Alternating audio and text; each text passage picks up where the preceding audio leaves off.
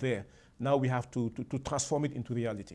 How can this happen? Because I referred to 2012 report that focused on food security. Now it looks like we're back on the table because agriculture really is another issue for discuss. What sort of progress have we made?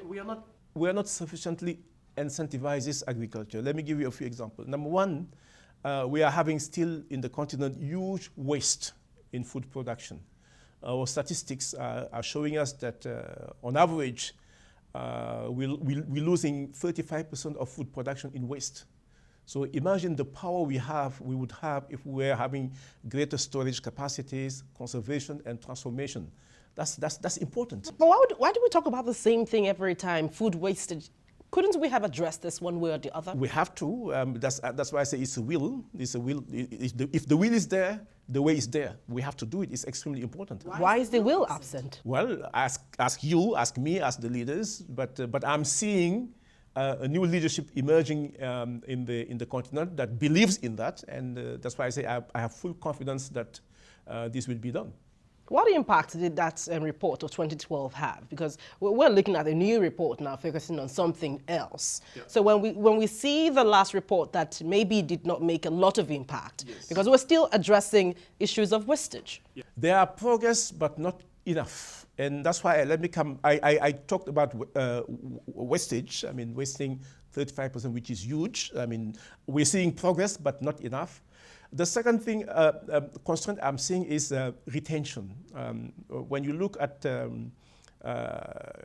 production in Africa, you would see, and then the value chains, on average, we retain only 15% of value in the continent. We're not transforming them enough. It can be even worse in some products, like cocoa, for instance, in Ghana and in Côte d'Ivoire. If you look at the chocolate that you consume, coming from Switzerland, less than 10% value is produced in Côte d'Ivoire or in Ghana. You see? So there's an issue of transformation. That's why I would salute the leadership of President Ouattara, who said, look, I want to improve this. And I'm seeing this emerging leadership, the President of Ouattara, President Buhari, really wants to transform President Sall in Senegal.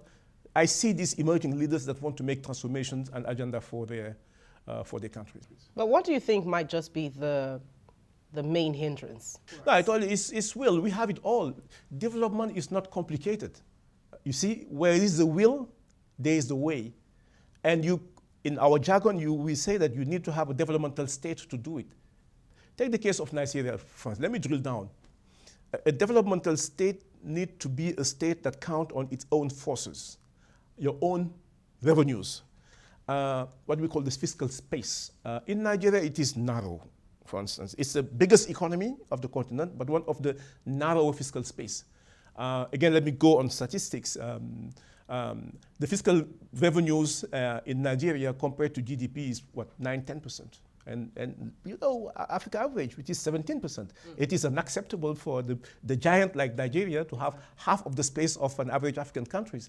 And again, our empirical studies show that you need a minimum of 24% to fly high. So, well, there is an issue for Nigeria to deal with. And I was discussing just now with the Minister of Planning and Budget, saying, look, at the heart of the matter for Nigeria is to deal with financial governance. If you don't have the mean, you cannot drive the plane. So that's extremely important, I think.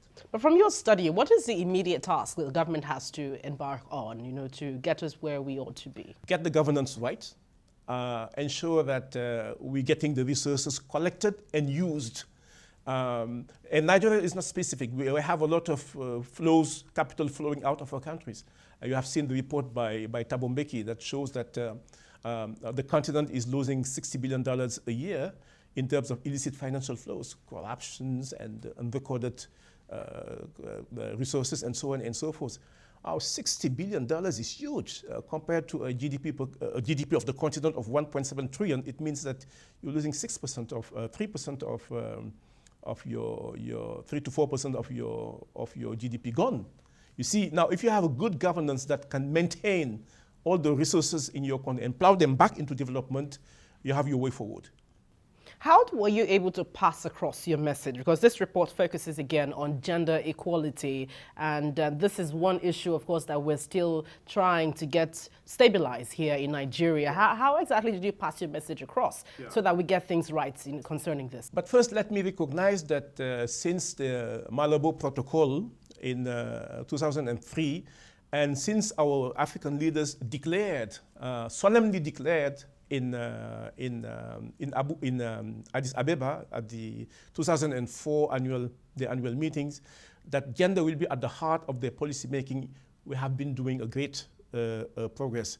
We started since Beijing #1. We moved a lot, but since we started the millennium, I have seen great progress. But it is being limited.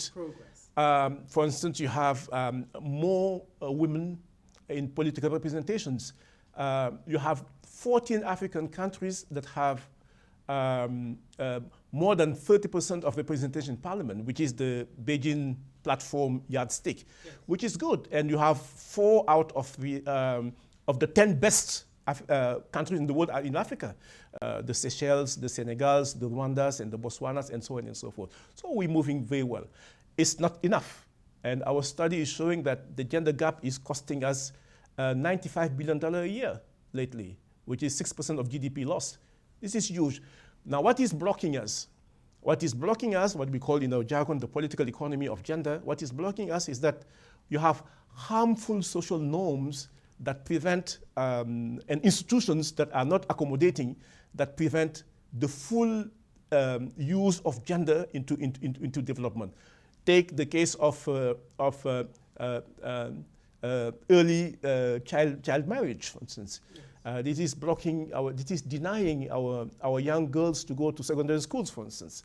Or take the case of genital female mutilation, GFM, which is an assault on women's dignity. So you have or difficulties for women to access to land in some of our African countries. They cannot inherit, or difficulties to access to banking, for instance. So you have all those social norms or institutional issues that are blocking the full blossoming of women to control assets and contribute to development. All right, hold on with your thoughts. We'll come back to the UNDP Director of the Regional Bureau for Africa after this break. Please join us again.